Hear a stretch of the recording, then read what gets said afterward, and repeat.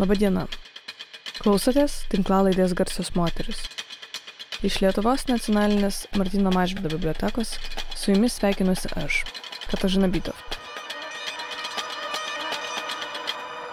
Nepaslaptis, kad muzika gali turėti stiprų poveikį žmonių emocijoms. Kartais tas poveikis yra toks stiprus, kad prilygsta 2,3 balo žemės drebėjimui.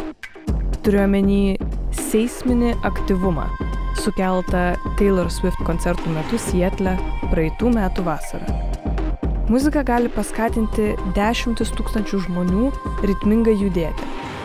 Ji gali energizuoti arba raminti. Apie tai, kodėl muzika taip mus veikia ir kaip ji yra naudojama specialistų žmonių sveikatai gerinti. Kalbuosi su muzikos terapijos Lietuvoje pradininkė. Malonaus klausimo.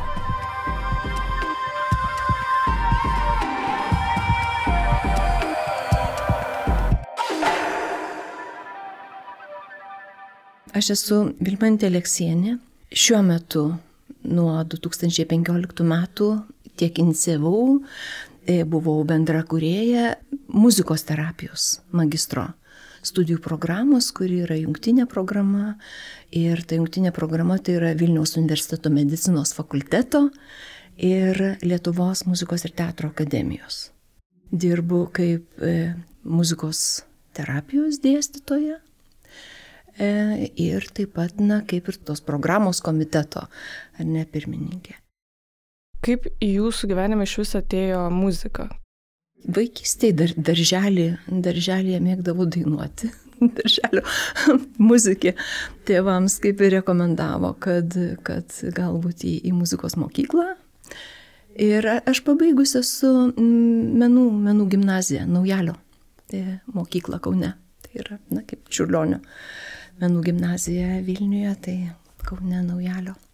Tai pabaigus ir, kaip ir dauguma šią mokyklą baigusių, taip nelabai ir buvo kažkokių kitų mąstymų pasirinkti kažką kitą, kaip tik tai tęsti ir tada dabartinė Lietuvos muzikos ir teatro akademija, tada buvo valstybinė konservatorija, tai aš esu pabaigusi fortepijono specialybę.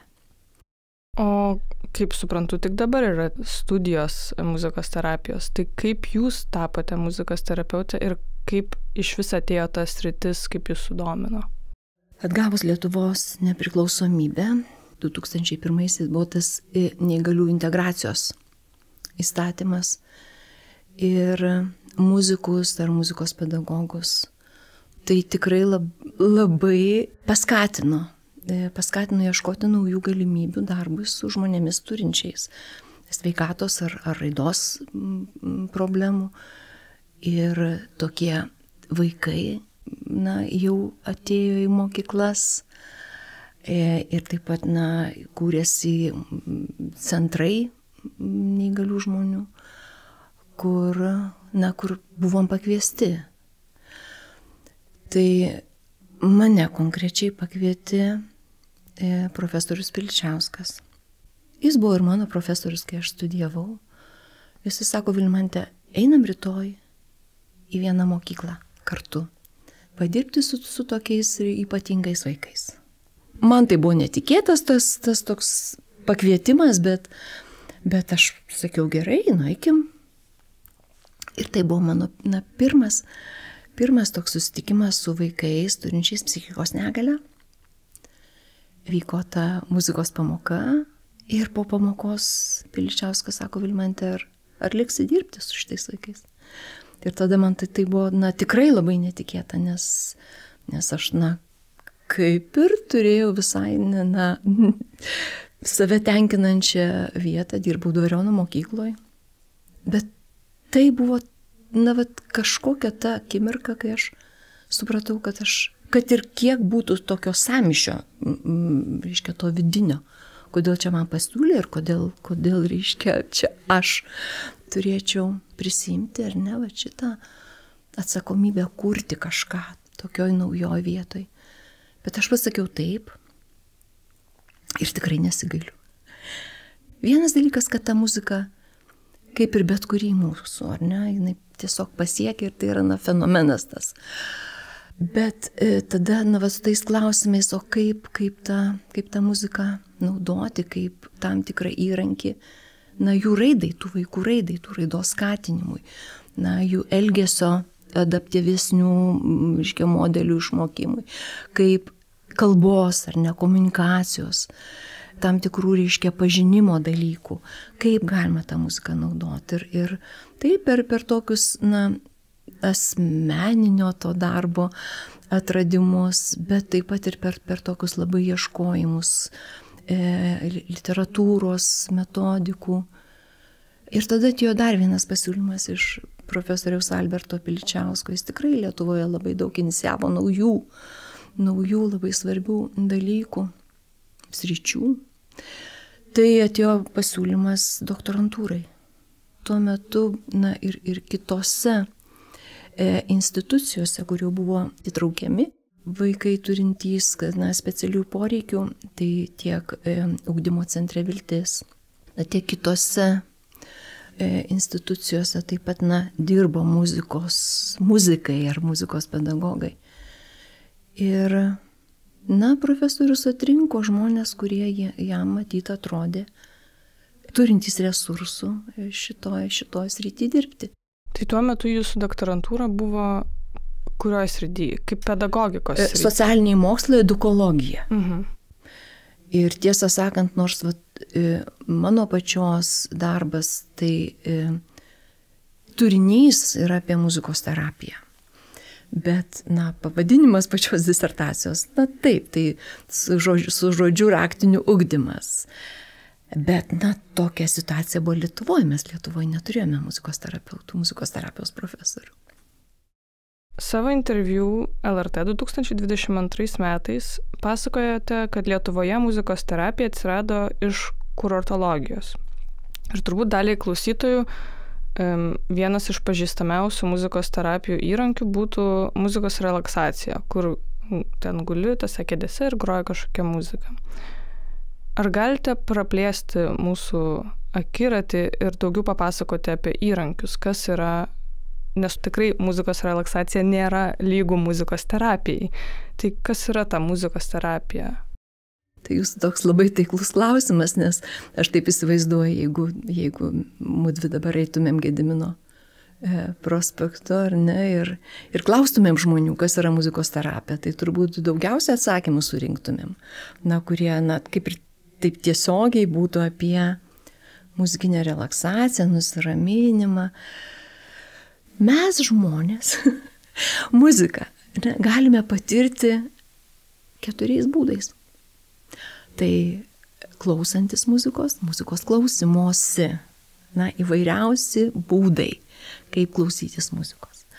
Tada muzikos atlikimas, vėlgi įvairiausi būdai, kaip tai veikti.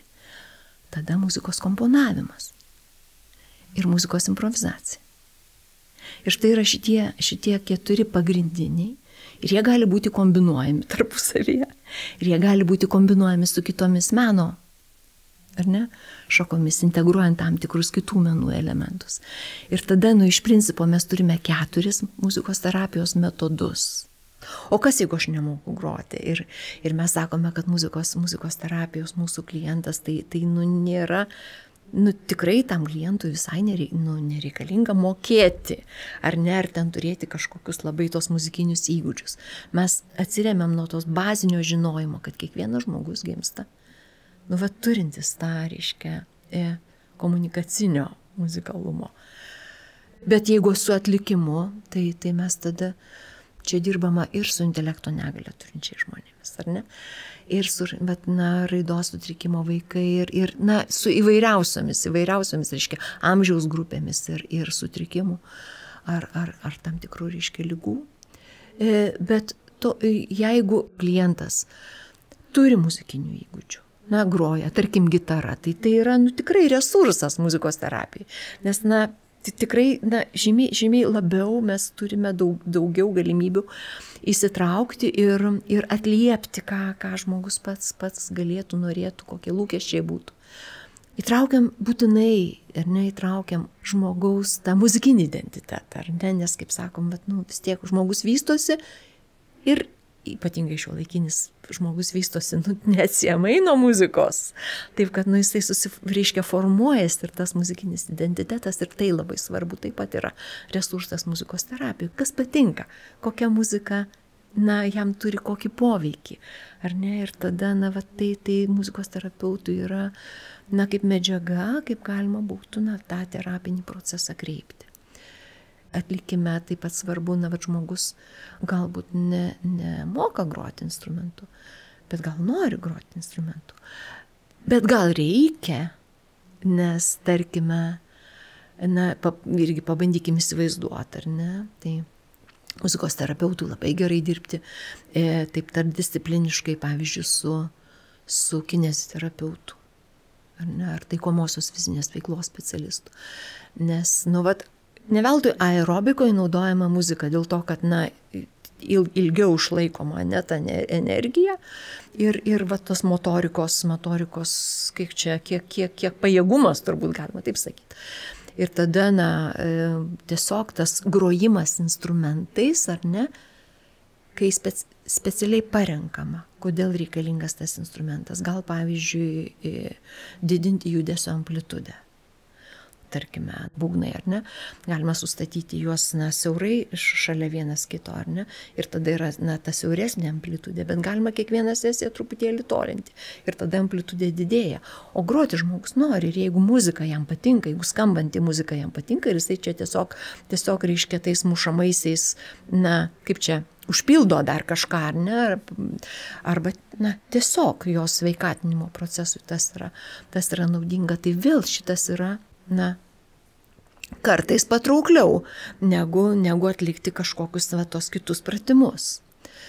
Tai čia apskritai apie visą kūną, ar ne, ar išsitiest, ar reiškia, ar kažkokios galūnės tam tikrą amplitudę, ar taiklumą, akies rankos taiklumą, ar ne.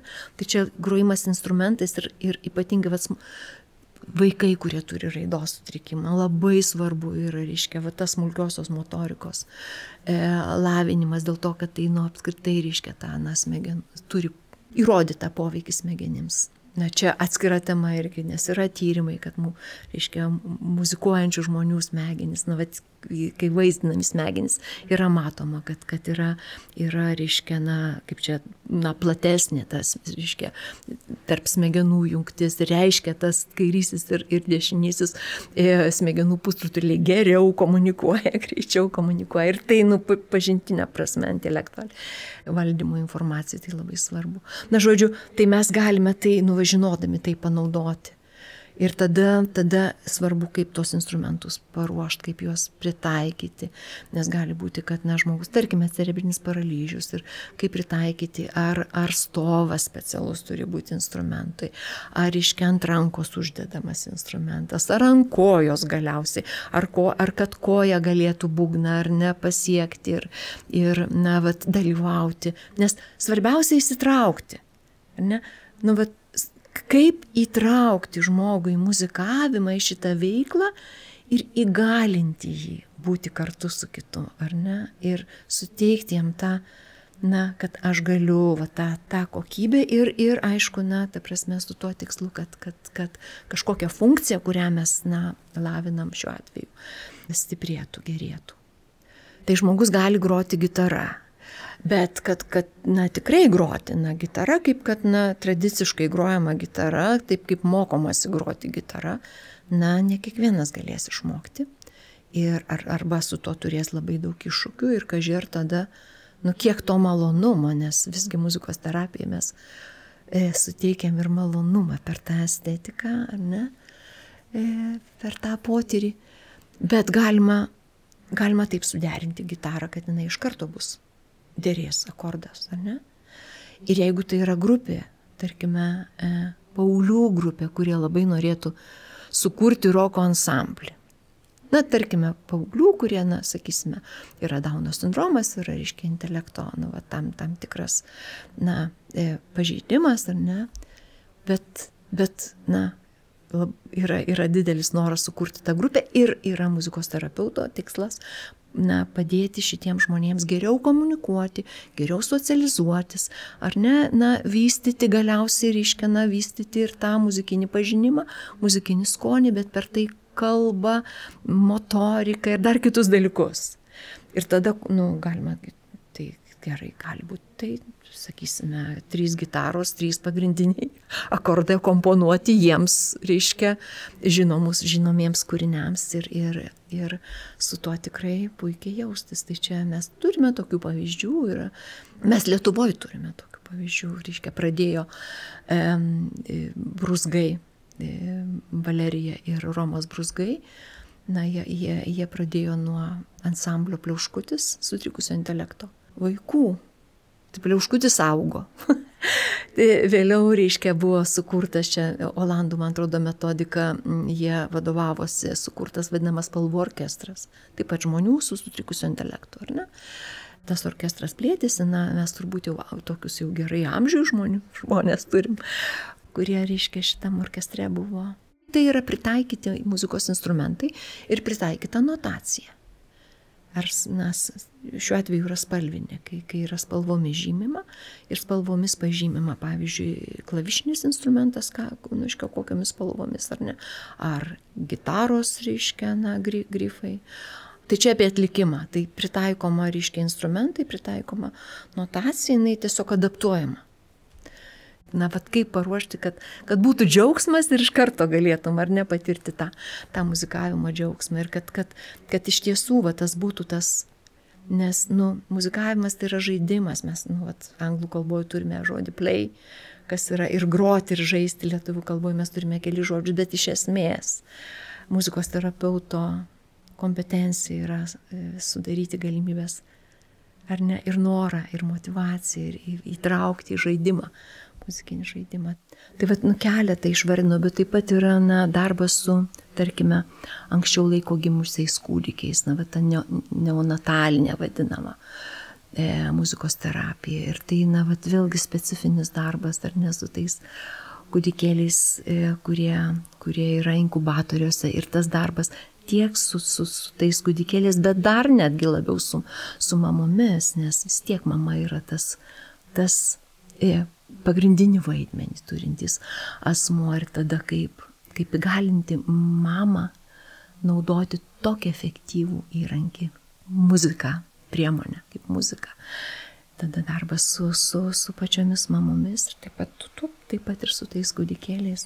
Ir čia vėlgi yra labai daug tyrimų ir labai tokia perspektyvis sritis, kaip mes galime padėti kurti santykį, ar ne.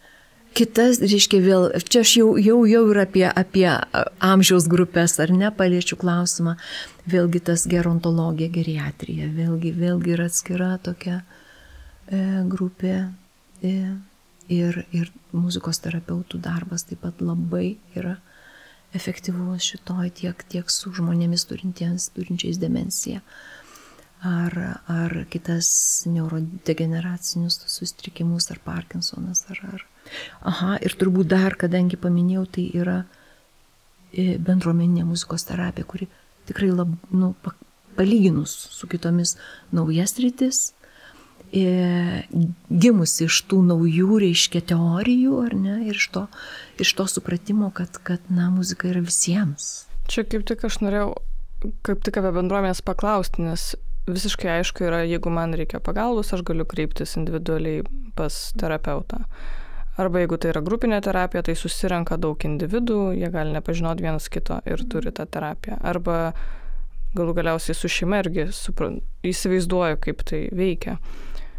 Bet kaip veikia muzikos terapija, arba jeigu tai plačiau menų terapija bendruomenėse? Juk bendruomenė neateis į kabinetą. Kaip veikia tas susitikimas su bendruomenė? Iš ko ateina užklausa? Vienas iš tokių pagrindinių būdų tai yra projektai. Dažniausiai per projektus. Ir galėsiu ir šiek tiek ir pateikti tų pavyzdžių, nes Lietuvoje mes turime tikrai tą tokią labai sparčiai besivystančią šitą kryptį. Bet tai projektai, bet tuose projektuose, kas yra labai svarbu ir kodėl mes muzikos terapeutai po šito skėčių, ką mes vadiname muzika ir sveikata, ir taip pat ir galvojant apie tuos bendruomenės gerovės projektus, kur muzikos, reiškia, muzika kaip vienas veiksnys gali, ar vienas resursas gali būti, ar ne, turima galvoj. Tai muzikos terapeutai, jie iš tikrųjų turi kompetenciją, išmano tą darbo su individu, grupe, plačiau ir plačiau. Kaip taip sujungti, kaip tą organizuoti, dėl to, kad tas, specifika šito darbo yra, nes organizavimas ir mąstymas, kaip muziką pasitelkti, kaip resursas sveikatai. Jis tai turi turėti tą tokį vienalaikiškumą, įsivaizdavimą, kad dirbu su kažkokiu vienu asmeniu arba su konkrečiais asmenimis, ar ne? Ir tada kaip šitiems asmenims bendrauti, bendradarbiauti, reiškia, kokie yra, kur yra silpnybės, kur yra iššūkiai, kokių trūksta gebėjimų, arba kokių funkcijų trūksta, ar ne, per tą funkcionalumą mes taip pat žiūrim, kokių funkcijų, ką reikia pastiprinti individualiai, kad žmogus galėtų ateiti į grupę ir iš grupės, reiškia, tas jau įtrauktis bendruomenėje. Tai labai daug to tokio yra vienalaikiškai, ar ne, atliekamo darbo. Bet tikslas, tas strateginis, tas tikslas yra bendruomenės gerovė. Bet ta bendruomenės gerovė, ją sukuria atskiri asmenys ir atskirų asmenų gebėjimas bendrauti, bendradarbiauti, komunikuoti, ar ne, ir gerai jaustis, ir kad kiti gerai jaustųsi šalia. Tai darbas link šito tikslo. O muzika juk jungia. Ir jeigu mes esame net ir visiškai nieko neveikdami, kaip sako, muzikos klausimuose, ar ne, tie metodai. Jeigu mes esame muzikos fone ir jeigu ta muzika mus patraukia, tai mes tikrai ir ta visa didelė grupė jaučiamės kaip vienis. Čia tas pavyzdys galėtų būti kažkokie, sakysim, Beyoncé koncertai, kad tiesiog klausytojas įsivaizduotų.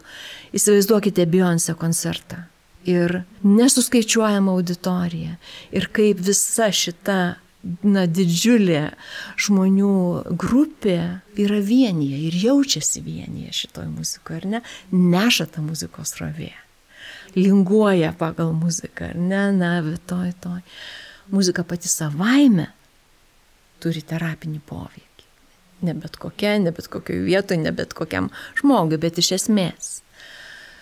Tai va toj bendruomeniniai muzikos terapija mes turim tą tokį tikrai, platesnį suvokimą ir kaip tai daryti ir kaip tai veikia.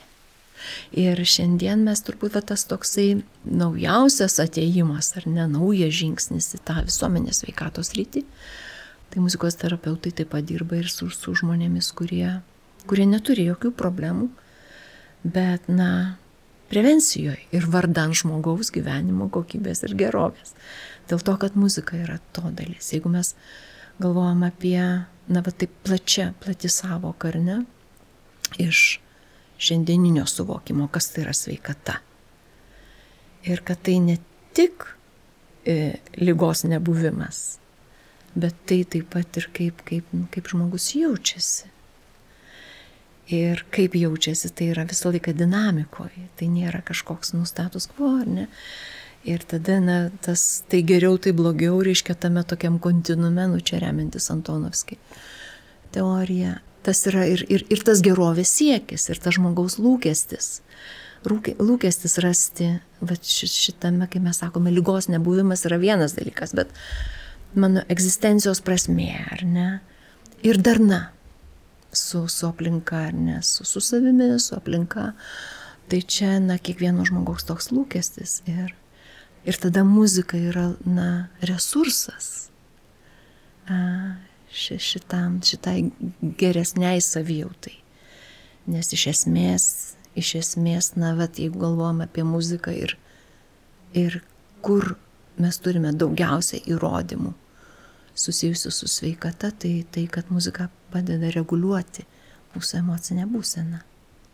Ir per emocinę būseną tada reguliuoti holistiškai kūną, taip pat ir socialinius santykius. Tai kalbant apie, plačiąją prasme, apie tą sveikatą ir gerovę, muzika tikrai yra resursas. Ir resursas ne tik muzikos terapeutų rankose. Ir tai gali būti garso terapija, kuri realiai po muzikos terapijos skėčių galėtų būti. Bet taip pat, kaip žinome, yra ir kažkokios, atskiros iniciatyvos. Arba tai, ką mes sakome, muzika ir medicina, tai tyrinėjimas, turbūt labiausiai galbūt susijęs su muzikos neurologijos tyrimais, kaip muzika veikia smegenis, bet ne tik, nes yra tyrimai apskritai kaip muzika arba garsas jau tada, kaip mechaninės vibracijos veikia mūsų kūną. Visai neseniai klausiausi, žiūrėjau televizijos laidą Radikalus smalsumas ir žurnalistą Goda Raibytė pristatė, tą tokį visai naują, tyrimą, kaip žemo dažnio vibracijos, jeigu specialisto rankos, jeigu teisingai tas visas naudojamas, gali veikti mūsų, širdies ritmą ir kvėpavimą ir apskritai tą tokį vitališkumą žmogaus. Daugelio žmonių rankose yra ta galimybė tyrinėti ir tada jau pritaikyti praktikoje garso ir muzikos resursus žmogaus sveikatai. Daug žmonių turbūt ir pritaiko žinoma muziką, kai mes klausomės tiesiog intuityviai, ar mes norime nusiraminti, ar kaip tik norime įsikvėpti. Ir kažkaip energizuotis, kai ten sportuojame, tai vienokią muziką klausome, kai, skaitome, tai gal kitokią muziką įsijungiame. Grįžtant prie to Beyoncé's koncerto, aš norėčiau paklausti, ar jūs įsivaizduojate, kodėl taip yra, kodėl muzika mus taip veikia stipriai? Ar tai yra tiesiog kažkoks žinduolių, aš tiesiog neįsivaizduoju, galbūt primatai, pavyzdžiui, irgi susirenka į koncertus ir kartu kuria muziką, kažką ten improvizuoja ir groja, ar kokie nors vilkai kartu dainuoja. Turbūt taip yra, ar paukščiai, nežinau. Ar tai yra kažkokia visiškai įprasta gyvūno gyvenimo dalis, muzika? Kodėl kažkokie tam tikri sąskambiai verčia mus kažkaip jaustis labai stipriai? Ar mes žinome kažkiek, ar turime žmonėje kažkiek žinome. Taip, kažkiek žinome. Pirmiausia, kai paminėjote, kad tikrai žmonės pasirenka ir vartoja, sakykime, tą muziką. Ypatingai, kai dabar tos yra technologijos ir tas vartojimas labai padidėjo. Ir žmonės tiesiog intuityviai, kaip kad sakote, reguliuoja savo emocijas, savo tempus, nusiraminimą ar stimuliavimą ar taip toliau. Tai, tiesiog, tarkime, 20 metų publikacijai profesorius Evan Root, muzikos terapeutas, tai jis pavadino, imuno muziką. Imuno, tarsi mes iš tikrųjų, klausydami muzikos, gerinam savo sveikatą, ar ne? Gerinam savo vitališkumą, tas vidinius tos resursus stiprinam, žadinam. O sekantis jūsų tas klausimas, ar ne? Vienas turbūt svarbus momentas, ką galbūt ir klausytojams bus įdomu ir svarbu žinot. Daniel Stern, psichiatras, psichoanalitikas, jis tyrinėjo kūdikio ir motinos interakcijas. Ir jo tyrimai parodė, kad tai, kas vyksta tarp kūdikio ir motinos, kai kūdikis budrauja ir motina su juo bendrauja, ir kol dar nėra kalbos, bet yra ta ankstyvoji kalba, pirminė kalba, kur dar nėra, reiškia, na, ir nėra įžodinta, bet visa tai, kas susiję, jeigu mes pagalvotumėm, nu, bet kokie yra tie muzikos ar ne elementai, kas sudaro muziką.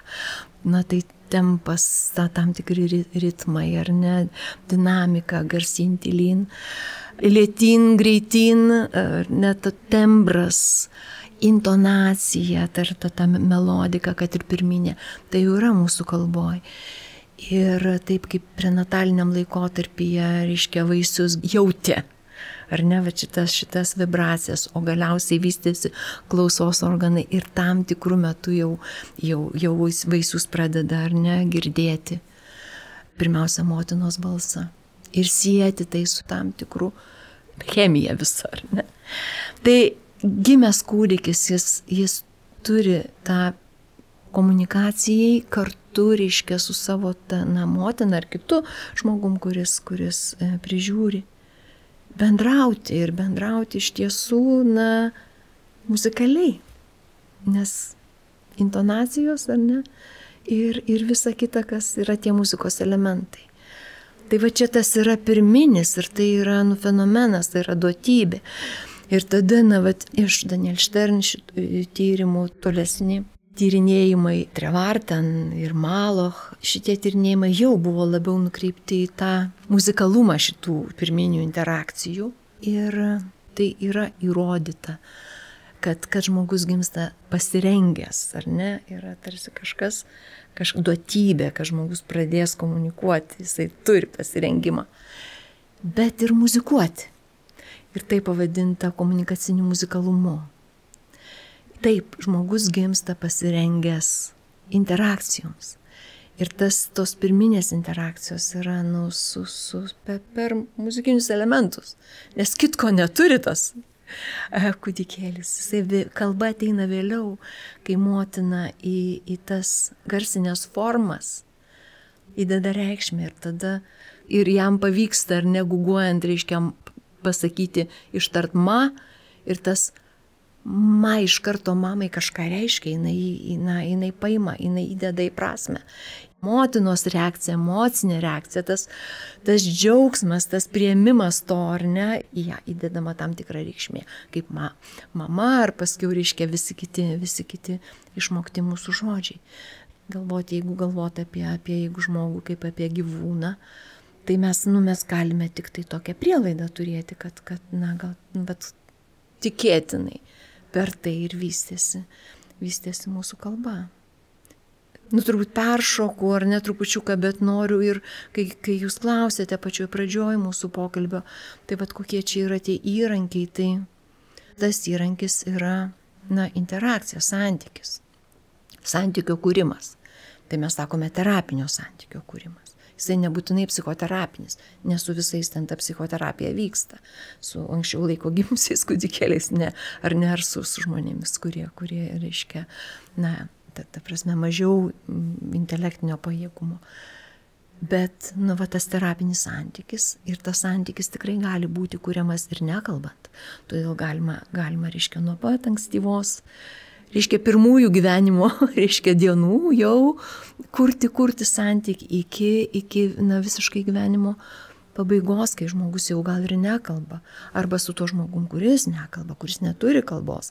Ar ten, pavyzdžiui, jau, sakysime, autizmo spektro sutrikimas, tai, jeigu tai yra sunkesnis sutrikimas, ar ne, tai kai kurie žmonės ir neturi išsivyščios kalbos, arba intelekto, reiškia, žymus sutrikimas neturi. Bet galima, bet jie turi tą prigimtį, tai kas yra, tas fenomenas, komunikacinis muzikalumas ir muzikos terapeutas gali su šito žmogum komunikuoti, bendrauti, ar ne, kažką kartu daryti, padėti šitam žmogui išreikšti emocijas, būti suprastu, turėti, socialiai, ar ne, kažkokį tai santykį ir būti, galiausiai išmokti, būti ir bendruomenėje, ar ne. Tai, čia tas santykio, ar ne, kūrimas, bet kai turėjau galvoje, reiškia, tą muzikos naudojimą, tą tokią plačią prasme, tai yra, ir atskirų garsų kažkoks poveikis. Nes mums yra tas poveikis, ar ne, to garso. Ir yra vienas poveikis, kai yra ten kažkokia, sirena. ir mums tai reiškia, mes žinom prasme. Ar gaisrinė pravažiuoja, ar greitoji, ar tas pypsėjimas per perėją, kur akliesiems, ar ne, garsinės formos jos. Mes jas turime kaip tam tikras jau reiškiant, turinti prasme, ar ne, simbolizuojanti kažką. Tai, na, bet kai mes kalbam apie muzikos terapijoje naudojamą muziką, tai mes turime visą šitą plačiausią spektrą tos muzikos naudojimo būdų. Vienas iš tų modelių, irgi labai perspektyviai tai besivystantis, vadinamoji vibroakustinė muzikos terapija.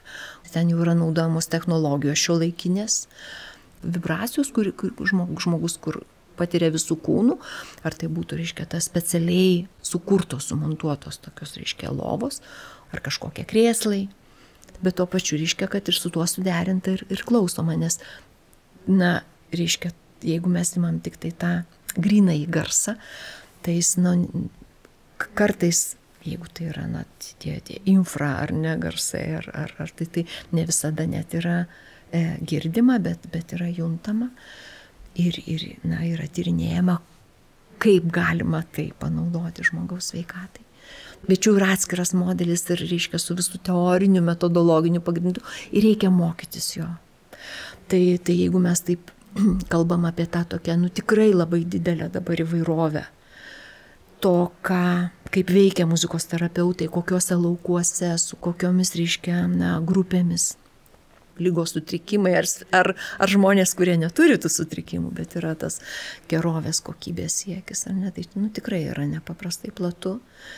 Tiek platu, kad jeigu mes, reiškia, toj mūsų programui, muzikos terapeutų rengimo, ar ne, tikrai su studentais kalbamės ir sakom, kad ta programa jums duoda kaip čia, diplomą ir startą. O toliau jau reikia tapti muzikos terapeutų kažkokioj srityje. Reikia mokytis ir ne vienus metus, ar ne. Minėjote, kad žmogus, kuris naudojasi muzikos terapija, neturi turėti išsilavinimo muzikinio ar panašiai. Ar norint tapti muzikos terapeutų, reikia muzikinio išsilavinimo? Ar tiesiog man patinka muzika, klausausi dažnai, noriu padėti žmonėms ir to užtenka?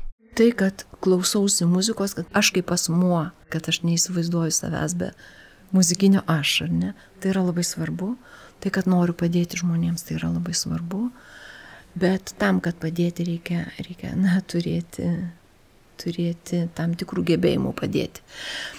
Valdyti, ar ne, tai, kas iš ko kuriama ta muzika. Valdyti galime ir magnetofoną, taip sakant. Ar būtina mokėti teoriją? Tam tikra dalis ateina, pavyzdžiui, psichologų, psichoterapeutų, intelektualai iš tos muzikos, iš viso muzikos paveldo, ar ne? Tai, kaip sakiau, vienas veiksnys, viena dedamoji muzikos terapija yra plačiaja prasme muzikos valdymo, o kita yra terapinio santykio valdymas. Tai gali ateiti tas žmogus, kuris daugiau jau atsineša daugiau kompetencijų tam terapinio santykio, ar ne, valdymui, kažkiek mažiau muzikos, bet tą muziką jis naudoja, jeigu muzikos klausymuisi. Tai jisai tiesiog žmogus naudoja tą muzikinį paveldą ir tada tos aktyviosios muzikos terapijos dalies, šita, reiškia, muzikos klausymasis mes nevadinam pasyvioji dėl to, kad žmogus labai aktyvus, jos smegenys aktyvus, jisai aktyvus, bet turim tą savoką receptyvioji, jisai tarsi recipientas, ar ne, gaunantis, ar ne, sugeriantis į save. Ir aktyvioji muzikos terapija ten, kur yra atlikimas, improvizavimas, komponavimas, kaip žmogus iš savęs, ar ne, iš savęs kažką veikia. Tai galima į šitą sritį ir be tų kažkokių labai muzikos instrumentų valdymo arba muzikos, reiškia, teorijos, istorijos, reiškia, harmonijos ten žinojimo, ne? Bet kad muzikos plačiaja prasme stilistikos ir kūrinių žinojimo, tai taip. Didžiąją dalimi į muzikos terapiją pasirenka tą profesiją iš muzikos ateinantys žmonės. Mūsų programoje, jeigu taip konkretinti ir bus aiškiau, ar ne, ir klausytojams, mūsų reikalavimus yra parašyta, kad iš muzikos srities, ar ne, iš muzikos krypties ir kitas iš sveikatos krypties. Nes muzikos terapija yra muzika ir sveikata. Bet jeigu ir iš sveikatos krypties, o tas sveikatos mokslai, tai čia tai gali būti ir gydytojai, ir slaugytojai, ir ten reabilitacija, kineziterapija, logoterapija, ergoterapija, ir ne čia gali būti šitie. Bet taip pat mes sakom ir socialinis darbas, nes labai socialiniai darbuotojai minimaliai, bet aišku, gauna ten tų žinių apie žmogaus sveikatą, ar ne, bet taip pat ir apie tą socialinės sveikatos dedamąją, nes mes kai šiandien sakom, kas tai yra sveikata, tai mes sakom biopsichosocialinė sveikata, visas tas dedamasias turim galvoj. Ir tada tie, socialiniai darbuotojai, jie labiau turi tą socialinę dedamąją, ar ne? Tada psichologai, psichoterapeutai, tą psicho dalį, ar ne? Ir bio dalį iš sveikatos, biomedicinos. Ir iš tiesų tai gan daug gydytojų groja tam tikrais instrumentais arba kažkaip kitaip muzikuoja ar ansambliuose ar dar kažkur. Tai, tai tikrai, potencialus, ar ne, kandidatai muzikos terapijai. Dar taip bendriau geografinė prasme. Tame pačiame interviu 22 metais minėjote, jog Lietuvoje muzikos terapijos paslauga nėra apmokama iš ligonių kasų, kaip pavyzdžiui Latvijoje. Ar tas pasikeitė, nepasikeitė ir kokie bendrai yra tikslai ateinantiems metams, turint omeny Lietuvos muzikos terapijos sritį? Na tai, ką sakiau, tai realiai nepasikeitė, nes Lietuvoje menų terapeutai, jie yra priskiriami sveikatinimo praktikos tam laukui. Ir sveikatos apsaugos ministro įsakymas įvardina, kad menų terapeutai dirba tarpdisciplininėse komandose. Kas yra pasikeitę, tai daugiau muzikos terapeutų jau dirba, kaip ir turi etatą, kaip sakom, ar ne, yra sukurta darbo vieta. Ir daugiausia tų tokių darbo vietų su apmokėjimu psichikos sveikatos srity. Dėl to, kad psichikos sveikatą reglamentuojantys teisinės dokumentai, sveikatos paslaugos, jau mato menų terapeutus kaip tarpdisciplinės komandos dalį. Tada, jeigu jau yra teisiškai dokumentuota, reiškia, psichikos sveikatos centrai užsako, kad į komandas ateitų šitie muzikos terapeutai. Ir tokiu atveju tarpdiscipliniai komandai, kaip ir yra tas iš ligonių kasų apmokama. Ir tada tas menų terapeutas šitoj komandoje jis yra apmokamas iš to. Psichikos sveikatos srityje yra taip daugmaž mums palankiai menų terapeutams jau sutvarkyta teisinė prasme dalykai. Bet Lietuvoje, tarkim, pabaigę menų terapeutai, gauna tą sveikatos mokslo magistro ar ne laipsnis ir kryptis reabilitacija. Bet deja, reabilitacijos dokumentuose tarpdiscipliniai komandai menų terapeutai dar nemato. Jų nėra įrašyta. Ir faktiškai muzikos terapeutai galėtų ateiti į reabilitaciją, vėl į tą kurortologiją ir vystyti tenai. Tikrai yra ką veikti. Bet, kaip priimti tą specialistą, kuo remiantis, ar ne, čia dar nesutvarkyta. Taip pat muzikos terapeutai iš tiesų labai reikalingi slaugoj. Ten, kur yra, senyvo amžiaus žmonių, neslauga ir tikrai muzikos įrodymai, tie empiriniai įrodymai tikrai mums leidžia teikti, kad būtų labai efektyvus tarpdisciplinės komandos narys, muzikos terapeutas, darbus su geriatrijos ar Parkinsono klientais, šitomis grupėmis, bet slaugoj taip pat, tarpdiscipliniai komandai nematyta. Ir muzikos terapeutas realiai būtų vienas iš tokių, kai jau kitos paslaugos tampa vis mažiau efektyvos, įsivaizduojam mirštančių žmonės, paliatyvę, kryptį.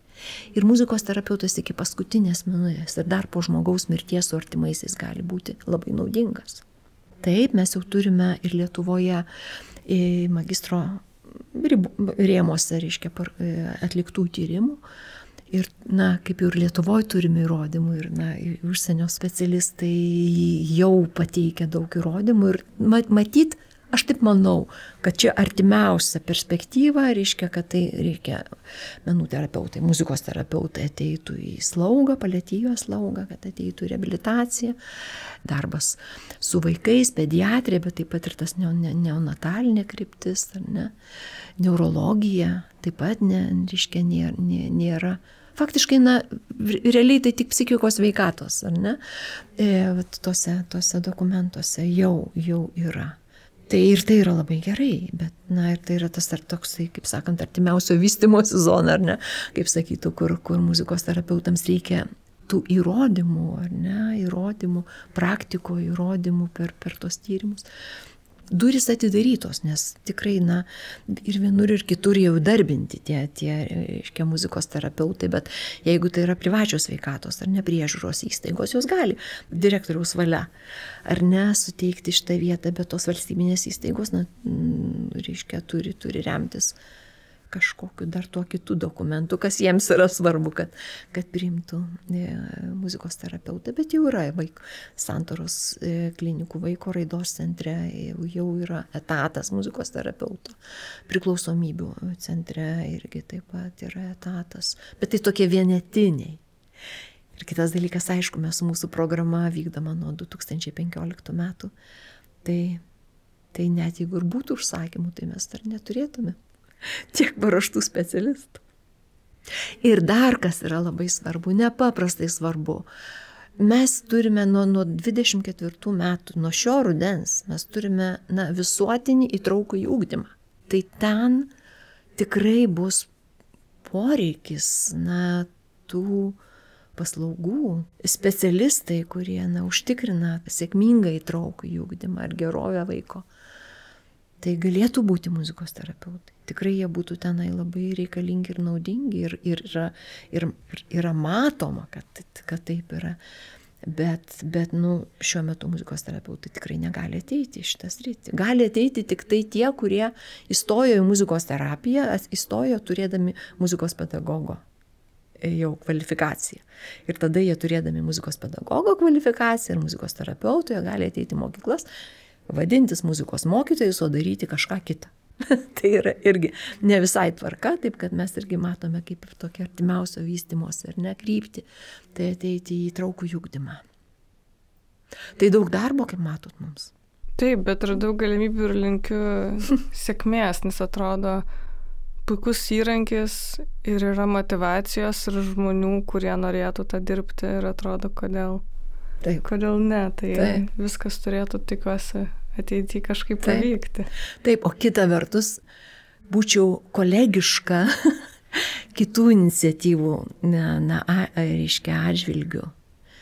Tai dar kartą kartoju, kad tikrai šiandienos muzikos terapeutai mato savo vietą, specialią labai vietą, reiškia, po šitos skėčių muzika ir sveikata priima, vertina, gerbia ir nori bendradarbiauti su kitomis iniciatyvomis. Ir tos iniciatyvos gali būti labai įvairiausios.